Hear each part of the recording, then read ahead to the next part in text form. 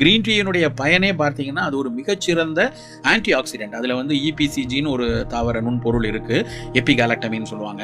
அதில் இருக்கக்கூடிய ஃபீனால்ஸ்ன்னு சொல்லக்கூடிய அந்த பாலிஃபினால்கள் எல்லாமே நமக்கு வந்து செல் சிதைவுகளையும் செல் அழிவுகளையும் தடுக்குதுன்னு இன்னைக்கு ஆராய்ந்திருக்கிறாங்க.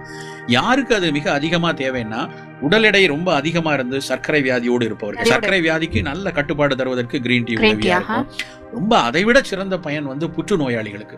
புற்றுநோய்க்காக அவர்கள் எந்த சிகிச்சை எடுத்துக்கொண்டிருந்தாலும் அவர்கள் வந்து இந்த பச்சை தேநீர்ங்கிற அந்த கிரீன் டீயை எடுத்துட்டு வந்தாங்கன்னா நல்ல அந்த நோய் கட்டுப்படுவதோடு அந்த நோயினுடைய ப்ரொக்ரெஷன் சொல்லுவாங்க, அந்த செல்கள் புற்று செல்கள் வேகமாக தடுக்குது அப்படின்னு சொல்லி அந்த கிரீன் டீ கண்டுபிடிச்சிருக்காங்க.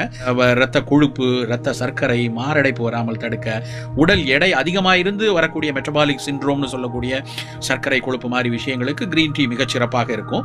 உடல் எடை குறைக்கணும்னு முயற்சி பண்றவங்க எல்லாருமே தங்களுடைய உடற்பயிற்சி உணவு கட்டுப்பாடோடு சேர்ந்து கிரீன் டீயை எடுத்துக்கிட்டாங்கன்னா நிச்சயமா கட்டுப்பாடு.